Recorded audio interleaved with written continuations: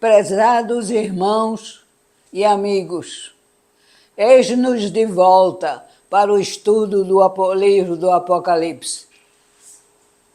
Eu recomendo a vocês que toda vez que vocês forem ouvir e ver esse vídeo, fiquem com a palavra na mão, porque o livro explica todos os versículos da palavra. Aí vocês vão entendendo quando você for lendo o livro. É isso que nós estamos fazendo. Eu sou Salma Pimentel, professora de Bíblia há umas 7 décadas. Espero que vocês gostem desse vídeo e vão aprendendo cada vez mais sobre este livro maravilhoso que Deus nos deu pela sua graça, porque eu o escrevi com a ajuda do Espírito Santo. O nome dele é o Apocalipse, o selo aberto, leia e entenda. E é isso que nós estamos fazendo agora, entendendo por ele cada versículo bíblico. Vamos começar. Nós vamos estudar hoje a 6ª carta do Senhor à igreja de Filadélfia. Eu vou ler na palavra de Deus. E ao anjo da igreja que está em Filadélfia, escreve: isto diz o que é santo, o que é verdadeiro, o que tem a chave de Davi, o que abre e ninguém fecha, e fecha e ninguém abre. Eu sei as tuas obras. Eis que diante de ti pus uma porta aberta. Ninguém a pode fechar. Tendo pouca força, guardaste a minha palavra e não negaste o meu nome. Eis que eu farei aos da sinagoga de Satanás, entre parênteses, aos que se dizem judeus e não são, mas mentem, eis que eu farei que venham e adorem prostrados a teus pés e saibam que eu te amo. Como guardaste a palavra da minha paciência, também eu te guardarei da hora da tentação, que há de vir sobre todo o mundo, para tentar os que habitam na terra. Eis que venho sem demora, guarda o que tens, para que ninguém tome a tua coroa. A quem vencer, eu o farei coluna no templo do meu Deus, e dele nunca sairá. E escreverei sobre ele o nome do meu Deus, o nome da cidade do meu Deus, a Nova Jerusalém, que desce do céu do meu Deus, e também o meu novo nome. Quem tem ouvidos, ouça o que o Espírito diz às igrejas. Esse é o trecho segundo a igreja de Filadélfia, na palavra de Deus. Agora nós vamos ver o comentário do livro que o Espírito Santo nos deu pela sua graça. A igreja de Filadélfia são as explicações sobre esse trecho. É por isso que eu estou pedindo que vocês sempre estejam com a palavra de Deus aberta, porque o livro explica tudo o que tem na palavra. E vocês, com a palavra aberta, vão seguindo o estudo e vão compreendendo. A igreja de Filadélfia. A 6ª igreja não tem reprimenda, é perfeita e só recebe elogios e promessas. É fiel na tribulação, pobre, mas rica, e será coluna do santuário de Deus, e receberá um novo nome. João usa o Antigo Testamento na abertura da carta, para mostrar que Cristo é Deus verdadeiro e que tem a chave de Davi. E, portanto, é Ele e só Ele quem pode permitir a entrada do povo santo, uma vez que essa igreja sofria forte perseguição dos judeus, que se proclamavam o povo eleito e que fora deles não haveria salvação.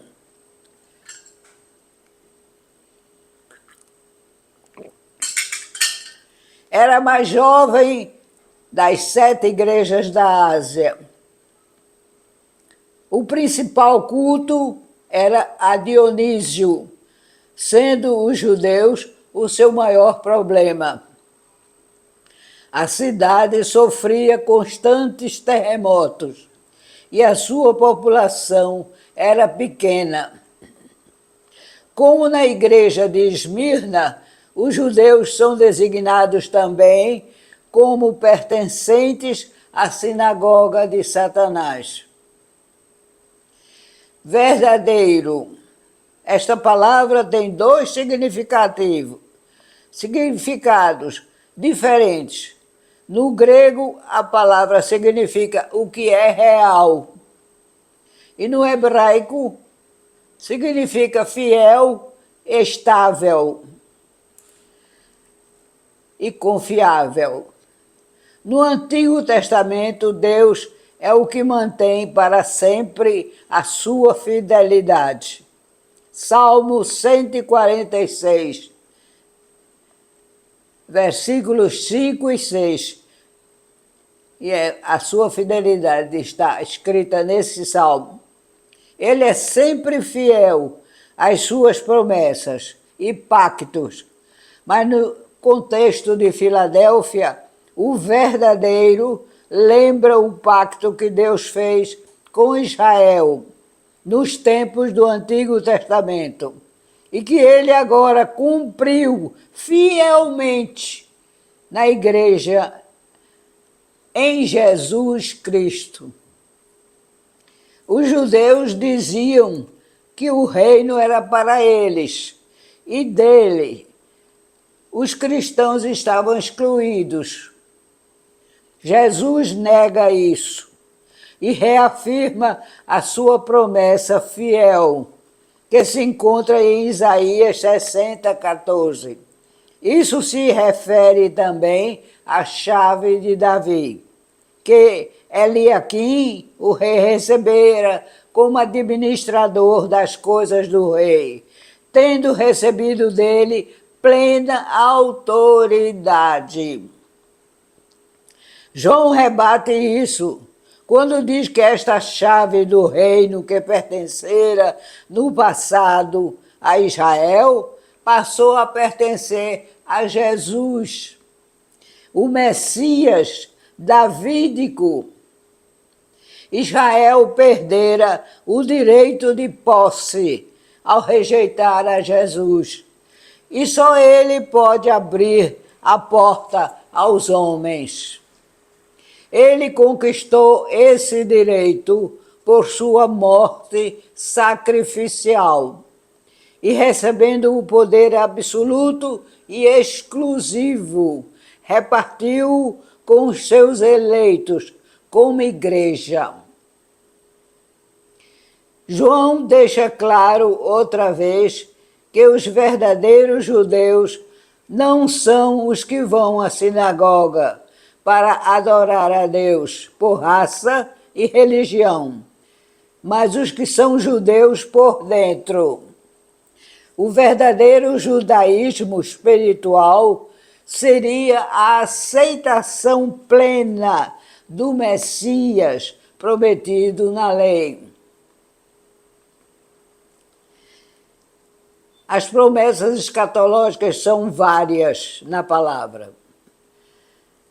Elas antevêm um dia em que Israel triunfará sobre as nações, às vezes expresso em termos de humilhação dos gentios diante de Israel, outras vezes em termos de conversão dos gentios à fé de Israel. João reverte o quadro. Os judeus, rejeitando a Cristo como Messias, abdicaram do seu papel como povo de Deus. A igreja, na maioria composta de gentios, tomou o lugar deles como o judaísmo verdadeiro. E agora é novo povo de Deus. João antevê um dia em que a situação será invertida.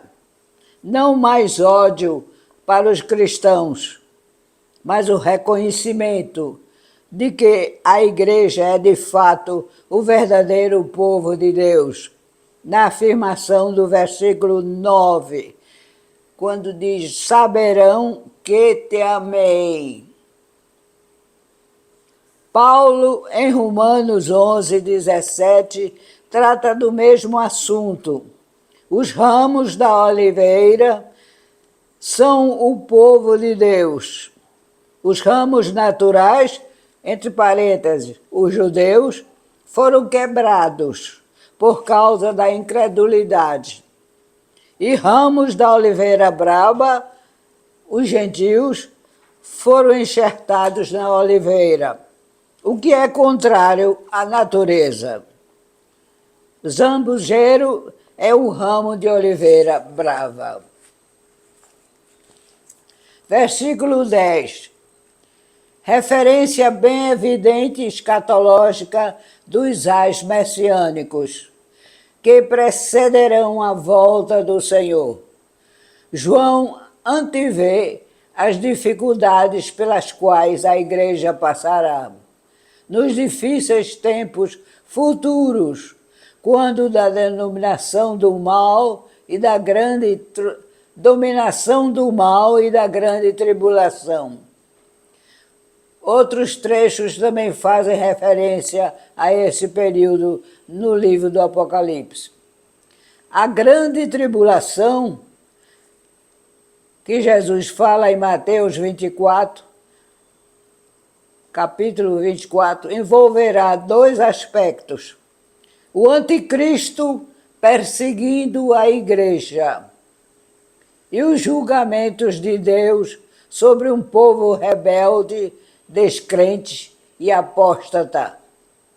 A igreja não deve temer o perigo do martírio, porque Jesus afirmou que quando seus discípulos fossem mortos, não se perderá nem um fio de cabelo da vossa cabeça.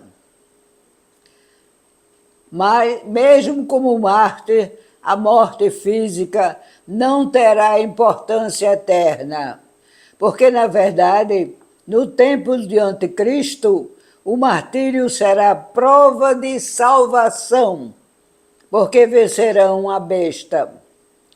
A ira de Deus será derramada sobre os seguidores da besta, para ainda levá-los ao arrependimento. Os que habitam a terra significa referência ao mundo pagão, e a ira de Deus é retratada simbolicamente pelos 7 selos e as 7 trombetas. O povo de Deus antes, porém, receberá uma marca sobre a testa, para que essas pragas não o atinjam. Serão selados e protegidos por Deus. Versículos 11 e 12. A igreja é exortada a permanecer fiel para receber a coroa e ser coluna no santuário. O Apocalipse fala constantemente no templo celestial onde Deus mora. Mas no reino de Deus, o próprio Deus será o templo. Gravarei sobre ele o nome do meu Deus. É um símbolo de posse. O vencedor pertence a Deus e a Cristo revelado em glória. E é cidadão da Nova Jerusalém, o eterno reino. O povo de Israel tinha o nome de seu Deus colocado sobre ele. E os seguidores da besta trarão o nome dela. Os seguidores de Cristo também terão a sua marca, que é o próprio nome de Cristo. E os que trazem em si o nome de Deus pertencem a Ele.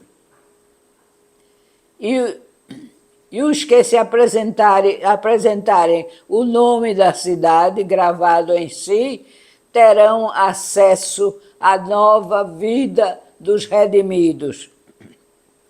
Cristo virá como poderoso conquistador e terá um nome de mistério que só Ele saberá. E isso nos dá uma ideia da glória e da majestade de Cristo quando Ele se revelar. Os seus seguidores participarão da sua glória, o que será um maravilhoso privilégio. E aqui termina o estudo do livro Apocalipse, que nos está ajudando a entender o Apocalipse da Bíblia. Termina essa parte da igreja. Eu espero que vocês tenham aproveitado e continuem lendo a palavra e o livro. Muitas pessoas têm o livro, como eu já disse. Aproveitem para lê-lo de novo junto com a palavra e vocês vão entender.